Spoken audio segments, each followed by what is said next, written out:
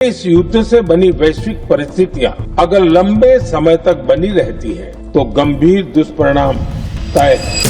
इंसान बड़ा अजीब जानवर है। एक तरफ हम चांद पर घर बसाने की बात कर रहे हैं, तो वहीं जमीन पर दूसरी तरफ कुवैत अपने सिटीजन्स को बोल रहा है कि घर में दुबक कर बैठो वरना रेडिएशन चटनी बना देगा। जहां एक तरफ ट्रंप अपनी जीत का ढिढोरा पीट रहा है, तो वहीं दूसरी तरफ इजराइल को ईरान के न्यूक्लियर प्लांट में भूत दिख रहे हैं। और इस ड्रामे के बीच फंसा है मेरे और तुम्हारे जैसा आम आदमी। इजराइल का प्रधानमंत्री बेंजामिन नेतान्याहू पिछले कई सालों से एक ही बात दोहराते आ रहा है कि ईरान बस एक कदम दूर है न्यूक्लियर बम बनाने से। यूएन की मीटिंग में वो चार्ट्स, मैप और यहाँ तक कि कार्टून जैसे बम के मॉडल दिखाकर दुनिया को समझाने की कोशिश कर रहे हैं कि ईरान का न्यूक्लियर प्रोग्राम अब ऑलमोस्ट कंप्लीट हो चुका है। लेकिन इंटरेस्टिंग बात ये है कि ये बस बनने ही वाला है वाली वार्निंग पिछले 1-2 सालों से नहीं बल्कि 2 दशकों से दी जा रही है। दूसरी तरफ ईरान ये कहते हुए आ रहा है कि उसका न्यूक्लियर प्रोग्राम पीसफुल यूज के लिए है, जैसे कि बिजली और मेडिकल रिसर्च के लिए। लेकिन यूरेनियम इन्वेस्टमेंट का लेवल जिस तरह से बढ़ा है ना, पूरी दुनिया को उसने डाउट में डाल दिया है। तो अब असली गेम यहीं से शुरू होता है, क्योंकि खतरा सिर्फ इस बात का नहीं है कि ईरान न्यूक्लियर बम बनाएगा या नहीं, लेकिन उससे भी बड़ा डर उस सिचुएशन का है जहां बम बना ही ना हो लेकिन फिर भी तबाही हो जाए। अब इसको ऐसे समझो, सपोज अगर इजराइल ये मानकर कि ईरान सीक्रेटली न्यूक्लियर बम बना रहा है, उसकी न्यूक्लियर साइट जैसे नटांज और फोर्डो पे अटैक कर देता है, तो वहां मौजूद इनरिच्ड यूरेनियम और रेडियो एक्टिव वेस्ट खुद एक साइलेंट बॉम्ब की तरह बिहेव करेगा। एंड ये कोई फिल्मी इमेजिनरी नहीं है, बल्कि इसके पीछे साइंस का लॉजिक है। जब रेडियो एक्टिव मटेरियल अचानक से एक्सप्लोजन या फिर डैमेज के कांटेक्ट में आता है, तो वो हवा, पानी और जमीन में फैलकर लॉन्ग टर्म कॉन्टिमिनेशन करता है। इसका इम्पैक्ट सिर्फ ब्लास्ट तक लिमिट नहीं रहता, बल्कि सालों तक लोगों की हेल्थ, एनवायरमेंट और पूरी इकोनॉमी को बर्बाद कर सकता है। मतलब सीधा समझो तो सिचुएशन कुछ ऐसा बन जाता है कि चाहे बम बना हो या नहीं,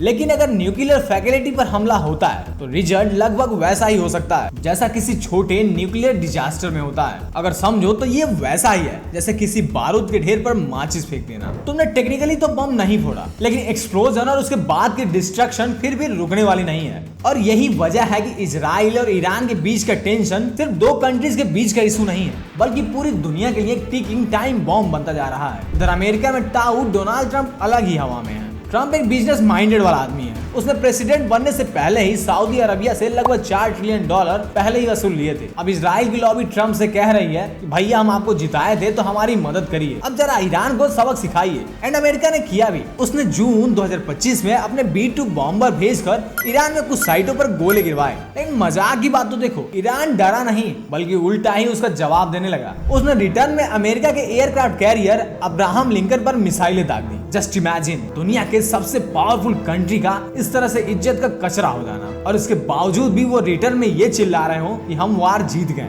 अब आते हैं कुवैत पर। कुवैत के नेशनल गार्ड ये कह रहे हैं कि डरो मत, अगर पड़ोस में बम फटा तो हम तुम्हें बचा लेंगे। अरे भाई, ये आश्वासन है या धमकी? क्योंकि अगर सच में रेडिएशन हवा में फैल गई तो वो कोई इंसान तो है नहीं जो बॉर्डर पे रुककर अपना पासपोर्ट चेक करवा कर एंट्री लेगी। हवा का कोई वीजा नहीं होता, और कॉन्टिमिनेशन एक बार फैल गया तो उसे रोकना प्रैक्टिकली इम्पॉसिबल हो जाएगा। एंड वर्ल्ड हेल्थ ऑर्गेनाइजेशन पे जब इस सिचुएशन पे सवाल किया गया तो उनका जवाब भी उतना ही सीधा था कि भाई, जब वार जैसी सिचुएशन हो तो हमें वर्स्ट के सिनारियो के लिए तैयार रहना चाहिए। इसका मतलब क्लियर है कि ग्लोबल लेवल पर भी इस खतरे को सीरियसली लिया जा रहा है। ये सिर्फ पॉलिटिकल स्टेटमेंट तक लिमिटेड नहीं है। एंड इसीलिए डर यही है कि ईरान की न्यूक्लियर फैसिलिटीज जैसे नटांज और इस्फहान पर किसी भी तरह का अटैक हुआ तो वहाँ मौजूद रेडियो एक्टिव मटेरियल हवा के साथ फैल सकता है। और ये फैलाव किसी एक सिटी या कंट्री तक लिमिटेड नहीं होगा, बल्कि गल्फ रीजन के कंट्री जैसे Kuwait, UAE, Qatar, Oman, Saudi Arab सब इसकी चपेट में आ सकते हैं। सोचो, एक जगह हमला हुआ और इसका असर 4-5 देशों तक पहुंच जाए। ये कोई नॉर्मल वार नहीं है, ये कैसा इनविजिबल खतरा है जो किसी को दिखाई तो नहीं दे रहा, लेकिन इम्पैक्ट में किसी न्यूक्लियर ब्लास्ट से कम नहीं है। अब थोड़ा और कड़वा सा सुनो। अब रेडिएशन कोई गोली तो है नहीं जो लग के तुरंत ही मार दे, बल्कि अल्फा, बीटा और गामा रेस तुम्हारे बॉडी के अंदर घुसकर सीधे डीएनए पर अटैक करती हैं और उसे म्यूटेट कर देती हैं।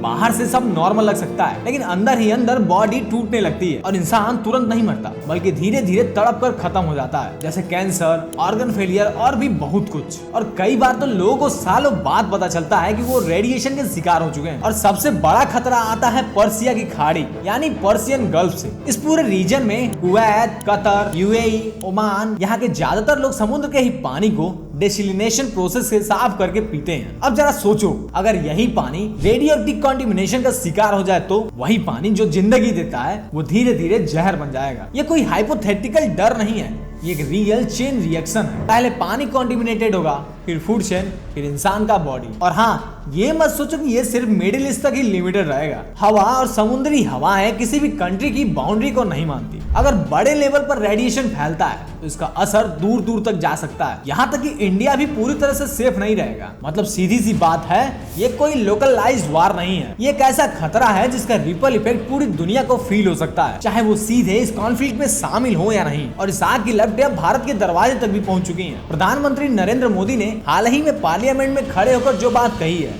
उसने सबकी रूह कंपा दी है। मोदी जी ने साफ लफ्जों में चेतावनी दी है, ये कोई सरहदी जंग नहीं है बल्कि पूरी इंसानियत के लिए एक डेथ ट्रैप है। उन्होंने संसद में सांसदों को चुप कराते हुए कहा कि पूरी दुनिया एक एक्टिव वोल्केनो के मुहाने पर खड़ी है। एंड उनका ये इशारा साफ था कि अगर मिडिल ईस्ट में आग लगी तो उसकी राख भारत की समंदर और हवाओं को भी नहीं बख्शेगा। और जब देश का प्रधानमंत्री संसद में आकर वर्स्ट के सिनारियो की बात करे तो समझ जाओ कि पानी सर से ऊपर जा चुका है। तो ये था मिडिल ईस्ट न्यूक्लियर ड्रामा। क्या आपको लगता है कि इजराइल और अमेरिका सच में ईरान को जलाकर भस्म कर देंगे, या फिर ये सिर्फ एक दूसरे को डराने का कोई गेम है? आपको क्या लगता है कमेंट में जरूर बताइएगा। और हाँ, अगर वीडियो थोड़ी सी भी इन्फॉर्मेटिव लगी हो तो वीडियो को लाइक और चैनल को सब्सक्राइब करके जाइएगा। फिर मिलते हैं नए वीडियो के साथ, तब तक के लिए देखते रहिए द एक्सप्लोर।